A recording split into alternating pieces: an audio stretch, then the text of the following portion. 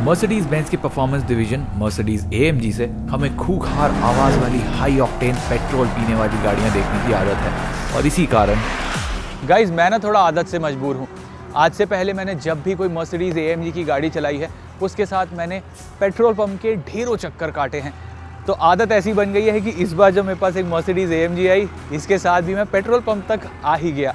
लेकिन इस गाड़ी का यहाँ पर कोई सेंस नहीं बनता है क्योंकि ये है मर्सिडीज़ AMG की पहली electric car Mercedes AMG EQS 53 4MATIC plus. अब मर्सिडीज़ AMG की पहली इलेक्ट्रिक कार होने के साथ साथ ये इंडिया की सबसे महंगी इलेक्ट्रिक कार भी है। तो इस गाड़ी का इंडियन कॉन्टेक्स्ट में कितना सेंस बनता है वो जानेंगे आज के इस वीडियो में। तो चलिए ये वीडियो शुरू करते हैं। आज तक कोई भी AMG स्टार्ट करने पर उसका एग्जॉस्ट नोट सुनने को मिलता था, लेकिन EQS 53 में अब गाड़ी जब स्टार्ट होती है तो यहाँ पर स्पीकर से एक आवाज़ सी आती है जो बताती है कि गाड़ी स्टार्ट हो गई है। अदरवाइज़ इलेक्ट्रिक मोटर तो इसकी बिल्कुल साइलेंट है और ये जो ग्लासेस हैं इनमें भी साउंड प्रूफिंग इतनी गजब की है कि अगर आप बाहर से किसी से बात करना चाहोगे तो यहाँ पर कैबिन में उसकी आवाज़ सुनाई नहीं देती। और जब मैं यहाँ ड्राइविंग सीट पर बैठ गया हूँ तो यहाँ पर मैंने इसमें एक ऑप्शन मिलता है जिससे आप सीट अपनी हाइट के हिसाब से एडजस्ट कर सकते हो। तो वो मैंने सिलेक्ट किया है। मेरी हाइट 174 सेंटीमीटर के अराउंड है, वो मैंने सेट किया और ये अपने आप सीटिंग पोजीशन मेरे को मिल जाएगी। How cool is that. अब चलिए गाड़ी को ड्राइव पर लेके चलते हैं और ड्राइविंग एक्सपीरियंस कैसा है पता करते हैं। इलेक्ट्रिक मोटर इसकी एकदम साइलेंट है और इस कारण इसके जो AC का ब्लोअर है शायद आपको थोड़ी थोड़ी आवाज़ आ रही होगी, वो आपको थोड़ी ज़्यादा पता पड़ती है। बिल्कुल आपको कोई आवाज़ कैबिन में नहीं पता पड़ती है इस गाड़ी की। अब इसमें जो ड्राइविंग पोजीशन है उससे आपको बोनेट के एजेस वगैरह नहीं दिखते हैं। सेडान्स में वैसे ही मुश्किल होता है और इसका तो जो बोनेट है वो वैसे ही स्लांटिंग है तो वो आपको नहीं दिखता है। बट इसमें कैमरा और लाइडार सेंसर्स वगैरह काफ़ी सारे हैं तो उनकी वजह से आपको गाड़ी गेज करने में कोई इशू नहीं होगा।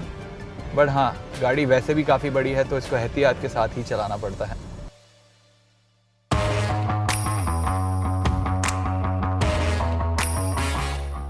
अब इस गाड़ी में आपको 3 ड्राइविंग मोड्स मिलते हैं। एक स्नो मोड है, दूसरा नॉर्मल मोड या कंफर्ट मोड जिसे कह लीजिए। इसमें सब कुछ मिडिल स्पेक रहता है, मतलब सस्पेंशन सेटिंग से लेके आपके थ्रॉटल इनपुट का जो आपको आउटपुट मिलता है वो सब मीडियम रहता है। तो मैं आपको एक छोटा सा ट्रेलर दिखाता हूँ कि अगर मैंने पेडल फुली फ्लोर कर दिया कंफर्ट मोड में तो क्या होता है।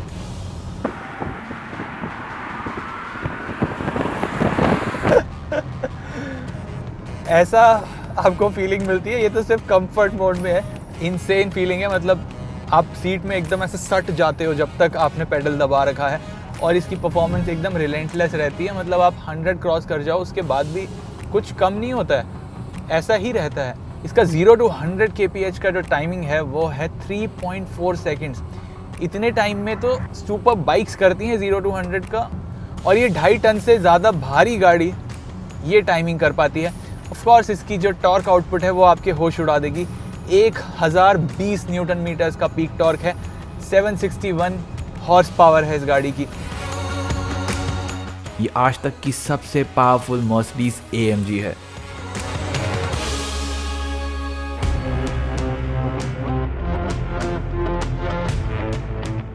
अब मैं आपको दिखाता हूँ कि जब आप इसको स्पोर्ट मोड में डाल देते हैं, स्पोर्ट प्लस मोड में डाल देते हैं, तब इसका जो एग्जॉस्ट नोट नहीं है, ऐसे आदत पड़ चुकी है एग्जॉस्ट बोलने की कि ड्राइव करते समय आप यही याद आता है आपको मर्सिडीज़ AMG में कि एग्जॉस्ट होगा, बट इसमें नहीं है। इसमें आपको आर्टिफिशियल साउंड प्ले करती है गाड़ी, थोड़ा बताने के लिए कि आप एक स्पोर्टी गाड़ी चला रहे हैं। और वो एग्जॉस्ट जैसी आवाज़ नहीं है, थोड़ी स्पेसशिप टाइप या फिर यूँ कह लीजिए थोड़ा एयरक्राफ्ट टेक ऑफ कर रहा है वैसी आवाज़ होती है।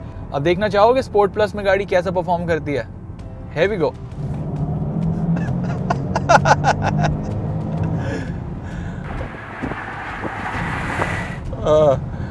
थोड़ी दिल की धड़कनें तेज़ हो जाती हैं, इट्स दैट फास्ट। एंड मैं यहाँ पे कर पा रहा हूँ बिकॉज मैं एक एक्सप्रेसवे पे गाड़ी चला रहा हूँ। अदरवाइज़ आप सिटी लिमिट्स में तो ऐसे इस गाड़ी को यूज़ कर ही नहीं सकते हो।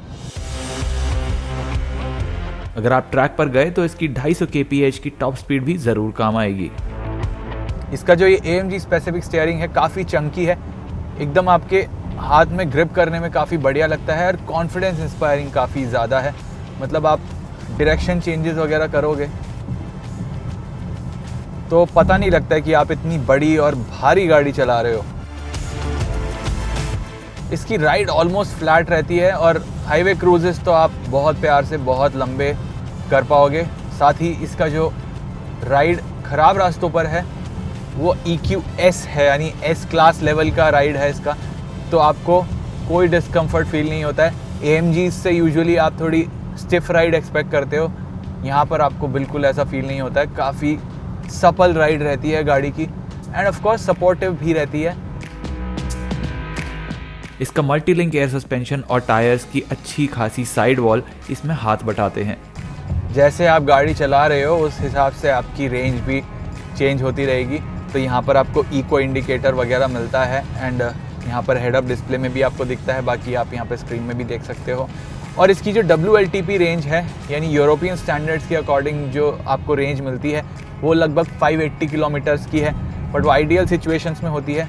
जब आप डे टू डे ड्राइव करोगे तो आपको 450 किलोमीटर तक की रेंज तो इस गाड़ी से मिल ही जानी चाहिए, और वो काफ़ी अच्छा नंबर है इलेक्ट्रिक कार स्टैंडर्ड्स से।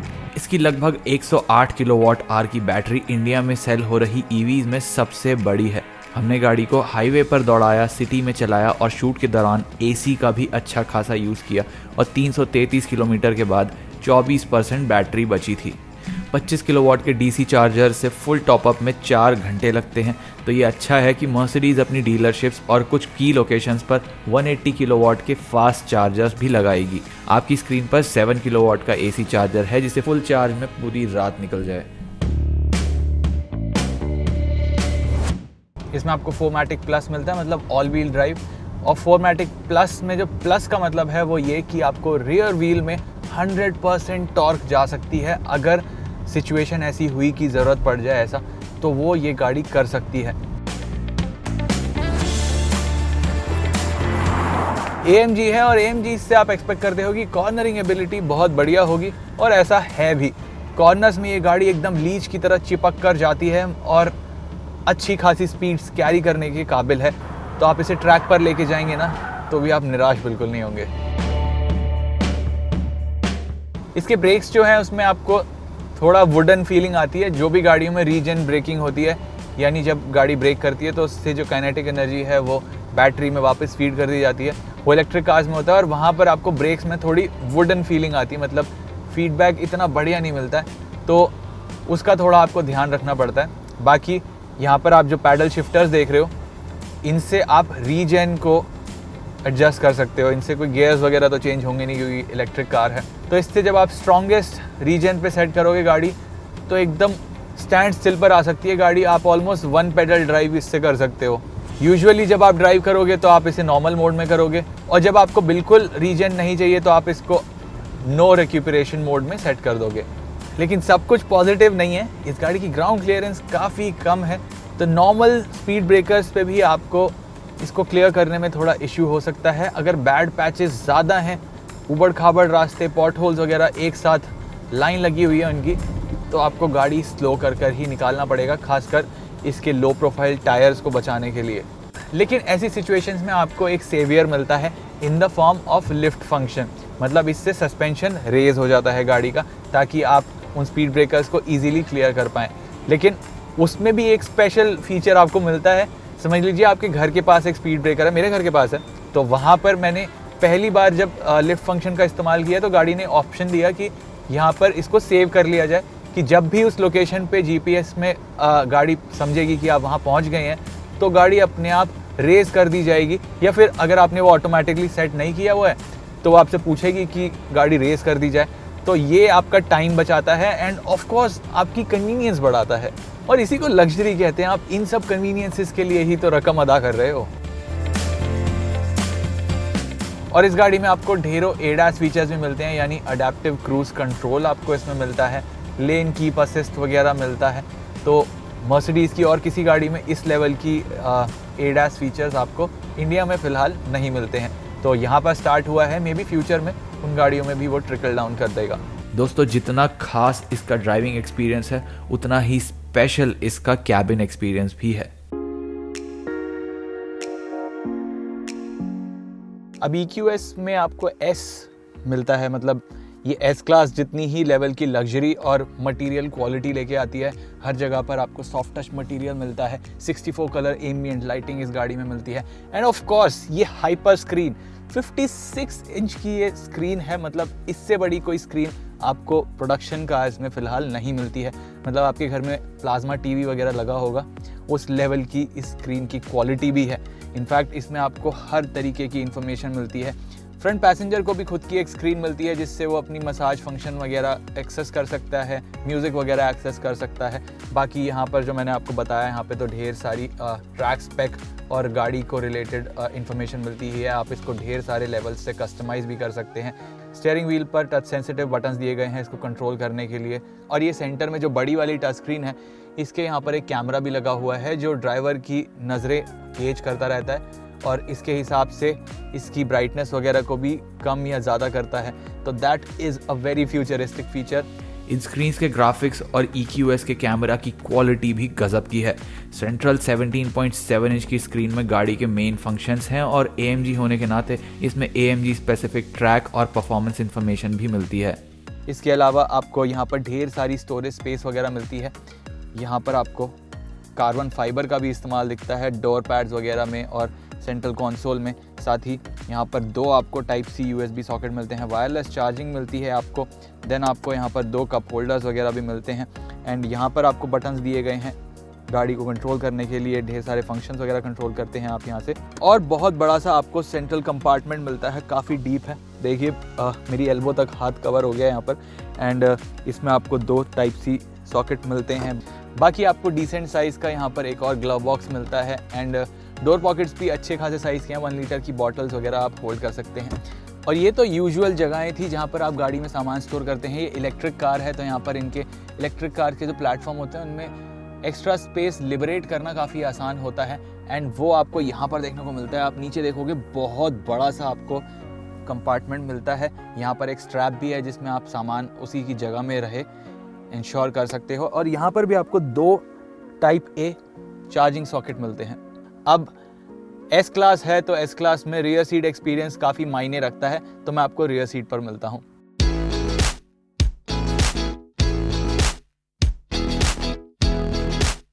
एस क्लास लेवल की लग्जरी आपको EQS की रियर रो में भी मिलती है।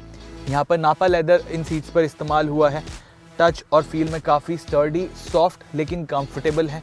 साथ ही आपको डुअल पेन सनरूफ मिलता है, आगे और पीछे दोनों तरफ आपको सनरूफ मिलता है, मतलब रियर पैसेंजर्स को भी सनरूफ की सुविधा मिलती है। बाकी विंडोज़ काफ़ी बड़ी हैं, आपके डिसेंट विंडो लाइन आपके आई साइड के सामने आती है। बाकी आर्मरेस्ट पर भी आपको अच्छा खासा कार्बन फाइबर का इस्तेमाल दिखता है। हेडरूम यहाँ पर डिसेंट है मेरे लिए, मेरी हाइट 5'9" है, 6 फीट के पैसेंजर के लिए भी डिसेंट होगा। लेकिन जो कमी थोड़ी आपको लगेगी वो इसकी सीट बेस में, यहाँ अंडर थाई सपोर्ट मेरे लिए कम है, तो मेरे से लंबे पैसेंजर को तो और थोड़ा प्रॉब्लम हो सकती है। ऑल्दो नी रूम वगैरह और पैर स्ट्रेच करने की स्पेस में कोई कमी नहीं है। अच्छा खासा 3 मीटर से भी लंबा इसका व्हील बेस है और वो आपको यहाँ पर दिखता है। बाकी शोल्डर रूम वगैरह कोई कमी नहीं होगी बिकॉज आप यहाँ पर 2 पैसेंजर ही बिठाओगे। एंड दैट्स बिकॉज यहाँ पर बीच में आपको बहुत बड़ा सा आर्मरेस्ट मिलता है जिसमें आपको ये टैबलेट दिया गया है। सैमसंग का टैबलेट है, ये दूसरी मर्सिडीज़ कार्स में भी यूज़ होता है। इससे आप गाड़ी के फंक्शंस भी कंट्रोल कर सकते हैं, साथ ही इससे आप रेगुलर टैबलेट की तरह भी इस्तेमाल कर सकते हैं। और आपको अपना फ़ोन स्टोर करने के लिए जगह चाहिए तो वो यहाँ पर आपको मिलती है। साथ ही इसमें वायरलेस चार्जिंग की भी सुविधा है। इसके अलावा इन सीट्स में आपको कुशन मिलते हैं, ये कंपनी लगा के देती है, काफ़ी कंफर्ट बढ़ाते हैं। बट फ्रंट सीट्स में आपको वेंटिलेशन फंक्शन मिलता है, वो यहाँ पर मिलता है, लेकिन इसमें आपको मसाजिंग फंक्शन नहीं मिलता है जो रियर सीट एक्सपीरियंस को एनहांस करता है। रियर रो में एक्सपीरियंस अच्छा है बट एस क्लास लेवल का स्पेशल नहीं है, जो प्रूव करता है कि इस गाड़ी की बेस्ट सीट तो स्टीयरिंग के पीछे ही है।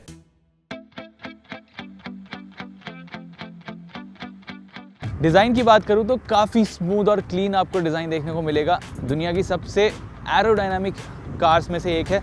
0.23 का इसका ड्रैग कोएफिशिएंट है जो एफिशिएंसी और परफॉर्मेंस में मदद करता है।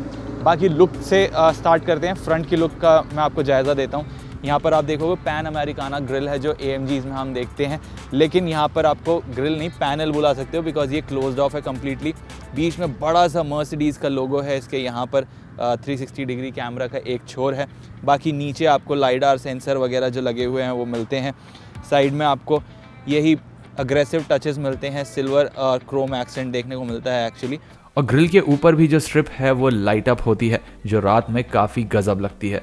यहाँ पर आपको AMG की ब्रांडिंग मिलेगी। और फिर जब आप साइड में आओगे तो यहाँ पर जो बड़ा हाईलाइट आप देखोगे वो इसके एलॉय व्हील्स, बहुत ही बड़े 21 इंच के एलॉय व्हील्स मिलते हैं। लो रोलिंग रेजिस्टेंस टायर्स की जगह इसमें आपको पायलट स्पोर्ट EV टायर्स मिलते हैं मिशलिन के। देन बहुत बड़ा सा इसको कैलिपर मिलता है रेड कलर का, AMG ब्रांडेड। और यहाँ से आप साइड में देखोगे तो यहाँ 4matic प्लस लिखा हुआ है। इसके नीचे आपको मिलता है, थोड़ा ट्रिकी है इसको खोलना, यहाँ पर आपको वॉशर वाइपर फ्लूइड डालने की जगह दी गई है। आप इसका बॉनेट ओपन नहीं कर सकते हो, वर्कशॉप में वो ओपन हो सकता है, लेकिन जो कस्टमर है वो ओपन नहीं कर सकता है इसको। फिर आप ये देखोगे ये डिज़ाइन कितना क्लीनली यहाँ पे कंटिन्यू करता है बॉनेट से। एरोडायनामिक के लिहाज से बनाई गई है गाड़ी, तो आप देखोगे यही सेम चीज़ पीछे तक फ्लो करती है। कूपे लाइक रूफ लाइन आपको देखने को मिलती है। बाकी ये जो आपको डोर हैंडल्स हैं ये अभी फ़िलहाल पॉप आउट हो गए हैं बिकॉज मैं गाड़ी के पास हूँ, मेरे पास कीज़ हैं, बट जब मैं गाड़ी लॉक करता हूँ तो ये अंदर चले जाते हैं। फिर आप देखोगे ग्राउंड क्लियरेंस काफ़ी कम है, 134 mm की है। मैंने आपको दिखाया कि ड्राइव करते समय कितना केयरफुल रहना पड़ता है इस गाड़ी के साथ। बट ये है कि इसमें आपको लिफ्ट फंक्शन मिलता है।